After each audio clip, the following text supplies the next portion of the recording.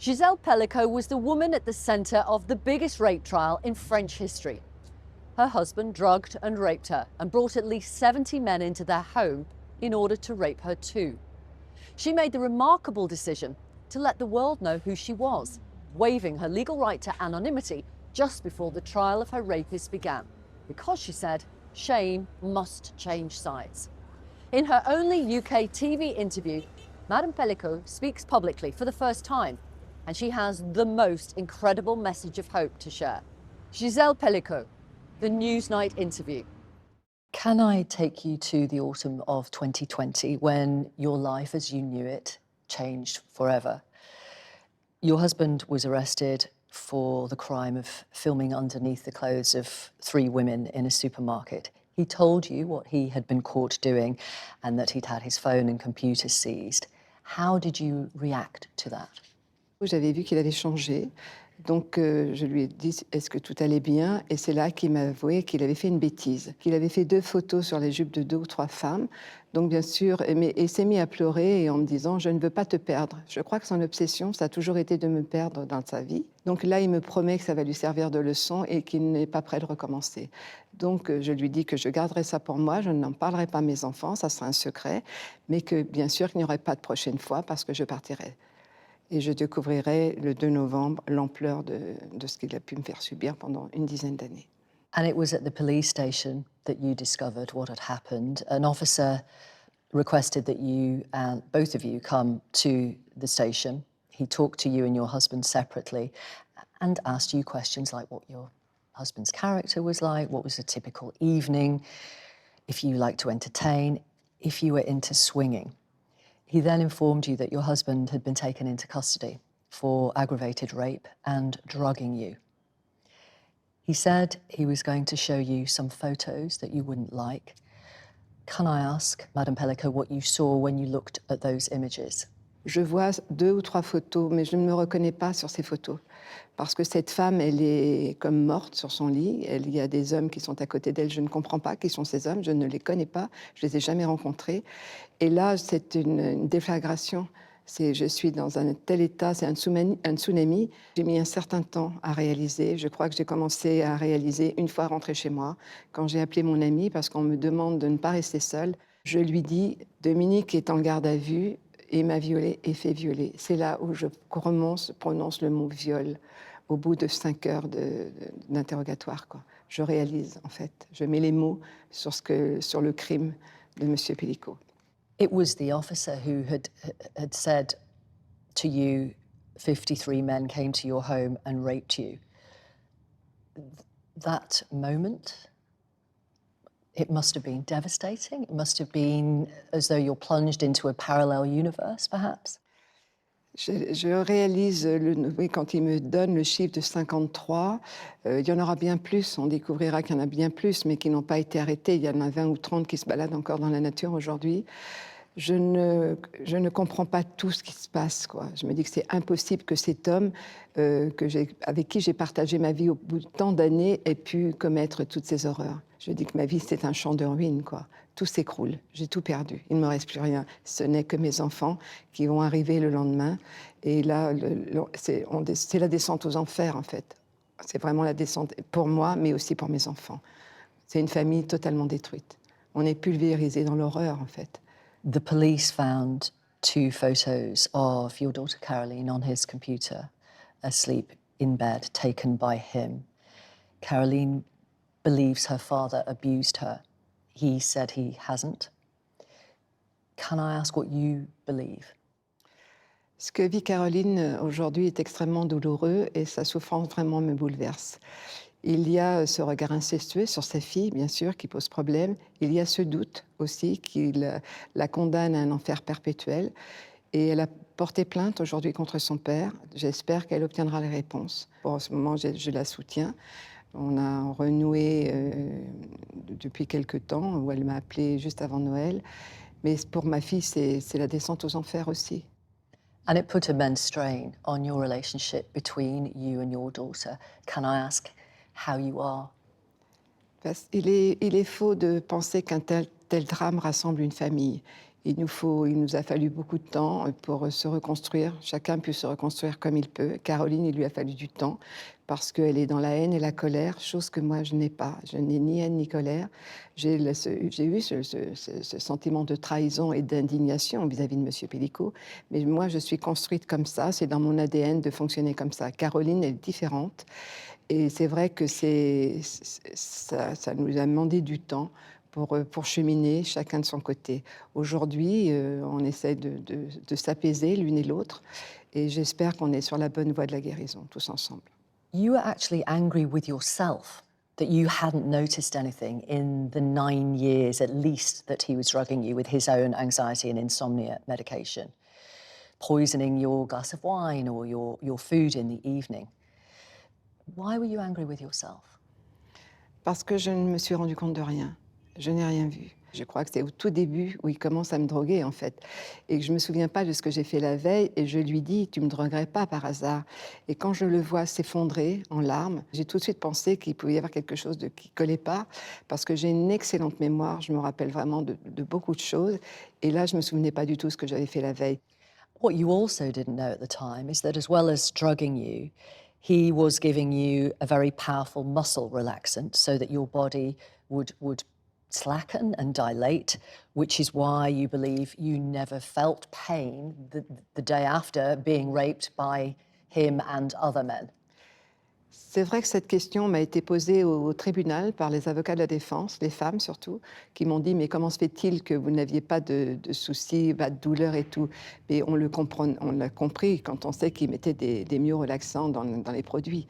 Et parce que je pense que s'ils ne les avaient pas mis, le lendemain, j'aurais souffert. C'est vrai. Quand on sait tout ce qu'ils ont pu me faire, les images de ces vidéos sont vraiment insoutenables, intolérables. C'est ce que j'ai dit, j'ai été sacrifiée vraiment sur l'autel du vice, quoi. J'étais une femme martyre qu'on a donnée en pâture à tous ces individus. Savoir quand même qu'il y en avait un qui était porteur du VIH, c'est une chance que je n'ai pas eu ce VIH. Ça aussi, je pense qu'il y a eu des connexions quelque part là-haut qui m'ont protégée. Parce que je suis vraiment une survivante. The question you will have asked yourself over and over is, why? You write, he had wanted to force an insubmissive woman into submission. In the end, you say you were punished for saying no to his fantasies. Is that an explanation for what he did, for why he did it? Je le pense. Oui, parce qu'il aurait aimé que je pratique l'échangisme et je me suis toujours refusée à ce genre de pratique parce que je suis une femme pudique et il était hors de question d'aller dans ce genre de club. Alors je pense qu'il avait trouvé la parade en me soumettant. C'est ce qu'il a dit, j'ai soumis une femme insoumise parce que dans mon couple, je n'étais pas du tout une femme soumise. Au contraire, j'ai toujours travaillé, il a toujours partagé les tâches ménagères, on a toujours été un couple assez moderne, même si on s'est mariés dans les années 70. Donc tout ça, je pense qu'il avait trouvé la parade et il a assouvi ses fantasmes en me soumettant chimiquement.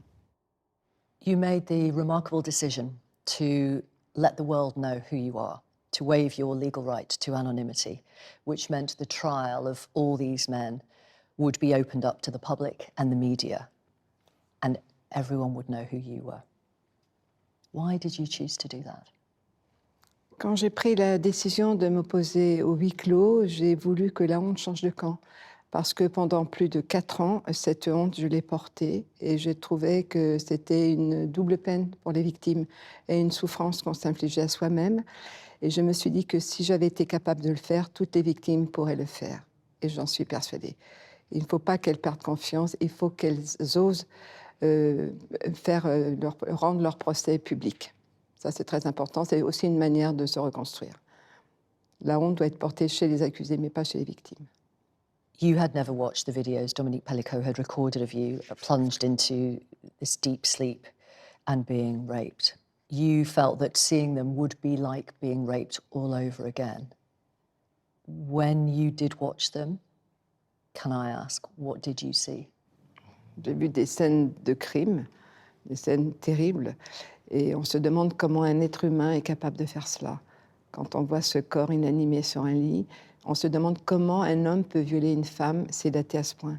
Où est le plaisir là-dedans? On ne comprend pas, je n'ai pas compris. Je les ai visionnés qu'une fois, ça m'a suffi. Pendant le procès, je ne les regardais pas. Je m'entendais ronfler, ça c'était pour moi insupportable. Mais il n'y a pas vraiment de mots pour définir ce que j'ai vu. Pour moi, c'était des bêtes, ce n'étaient pas des humains. How did you feel about the prospect of the court and the world's media viewing them? Je m'étais préparée à cela. C'est vrai que c'est pour ça que j'ai mis beaucoup de temps à prendre cette décision, parce que, comme je dis, j'avais tellement honte de ce qu'on m'avait fait. Et ça, je pense que la plupart des victimes... Pardon, you were ashamed. You were ashamed. Avant de prendre la décision, oui, avant de m'opposer au huis clos, bien sûr que j'avais honte. Parce que je voulais absolument pas qu'on me voie. Et je pense que toutes les victimes ont honte d'avoir été violées. Cette boue-là, elle vous est donnée à vie, en fait. Et j'avais pas du tout envie qu'on me voie comme ça. What do you want to say to victims of sexual violence around the world? Qu'elles n'aient jamais honte. Elles ne sont coupables de rien. Ça, c'est très important. De dire que ce que j'ai pu faire, elles auraient pu le faire, j'en suis persuadée. I want to ask you about a couple of other elements of the trial. The initial decision of the presiding judge, who ruled that journalists and members of the public wouldn't be allowed to see the videos Dominique Pellicot had filmed of you being raped for reasons of decency.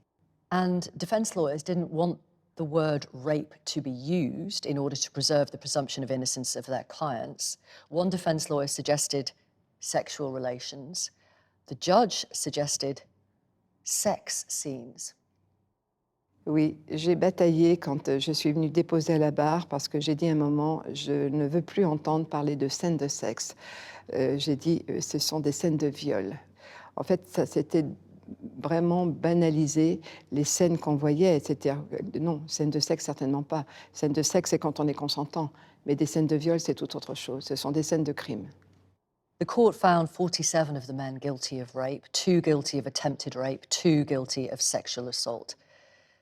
You mentioned earlier, there are some men, dozens of them, who couldn't be identified from the videos, who are walking free. They could be drugging and raping other women now. Et c'est vrai que c'est terrifiant de se dire qu'ils sont dans la nature, qu'ils sont certainement mariés, pères de famille aussi, et qu'ils peuvent recommencer.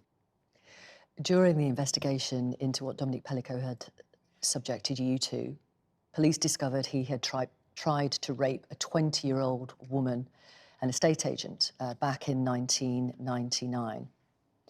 And he eventually admitted to that.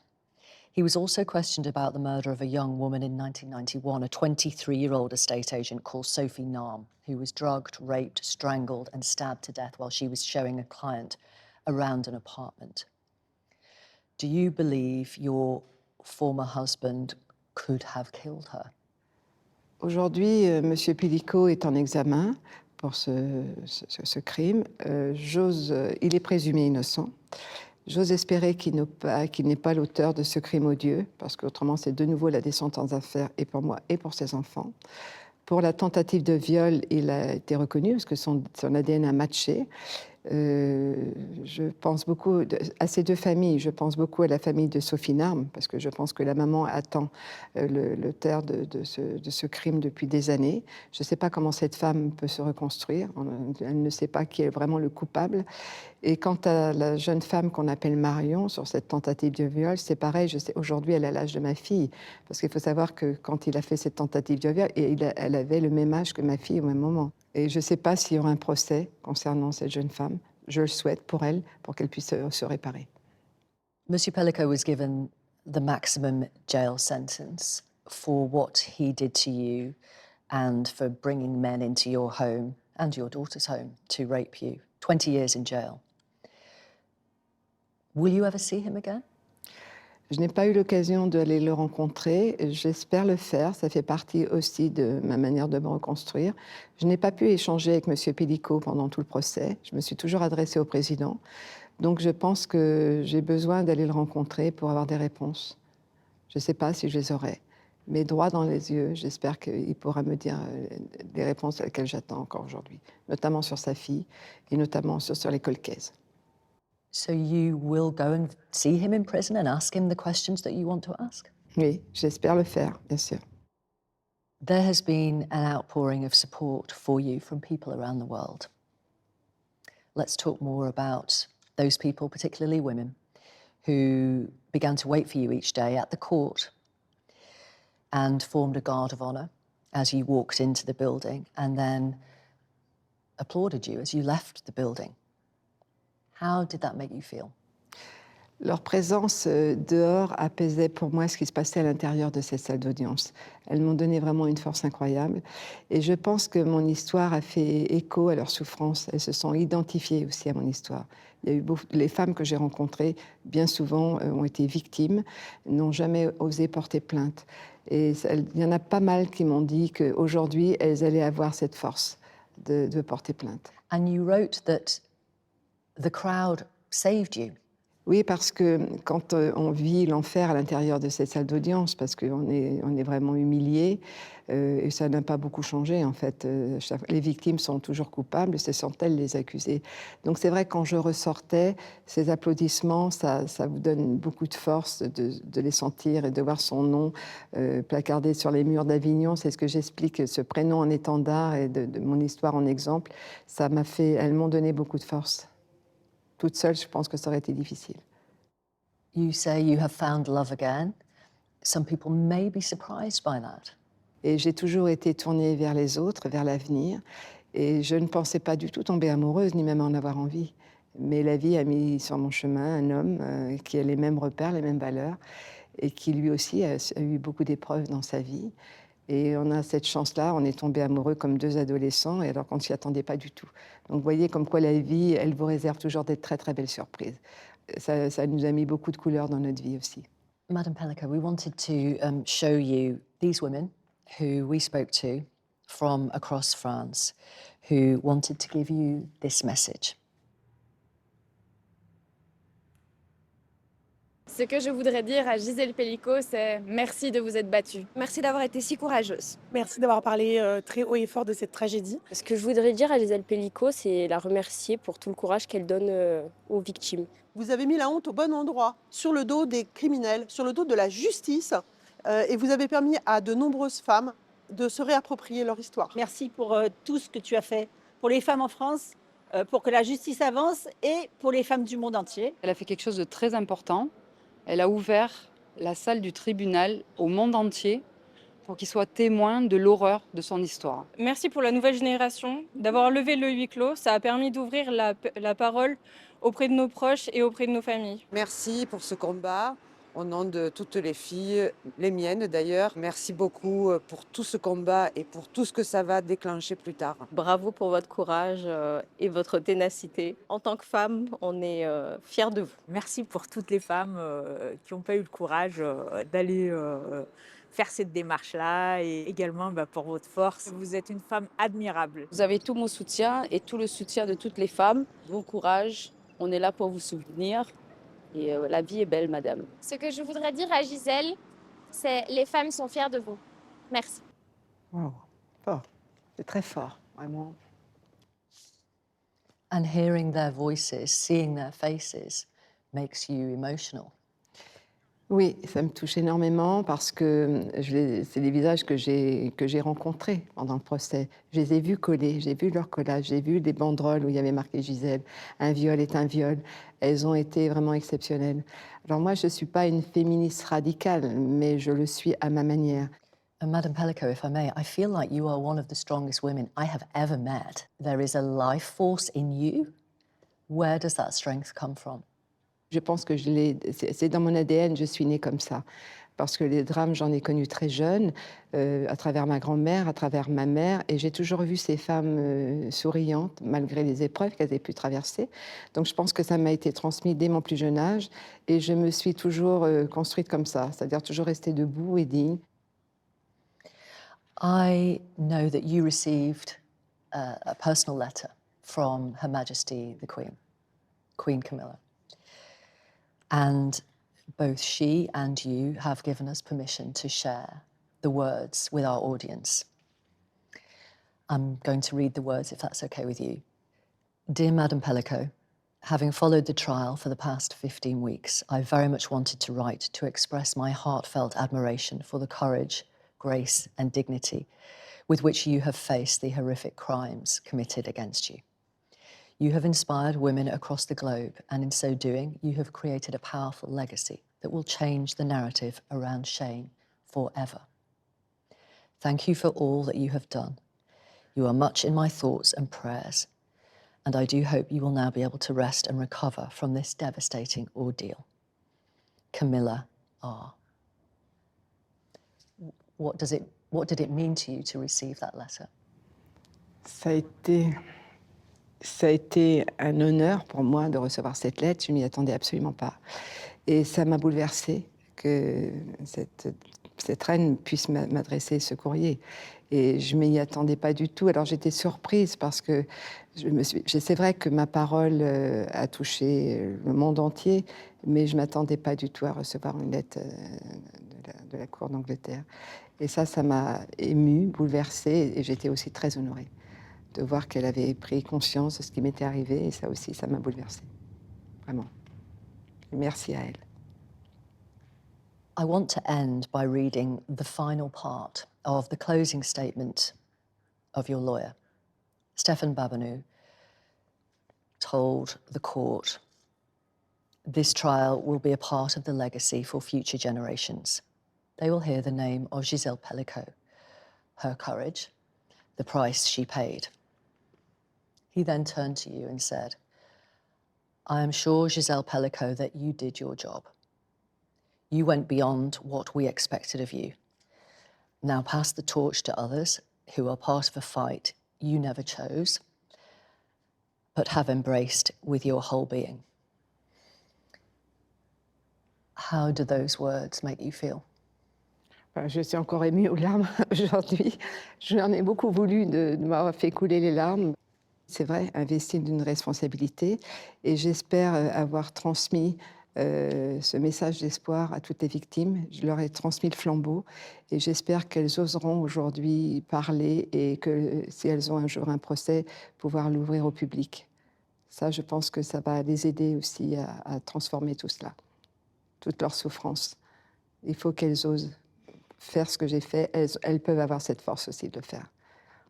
Gisèle Pellicot, merci beaucoup. Et moi qui vous remercie. Merci beaucoup pour votre temps. Merci à vous.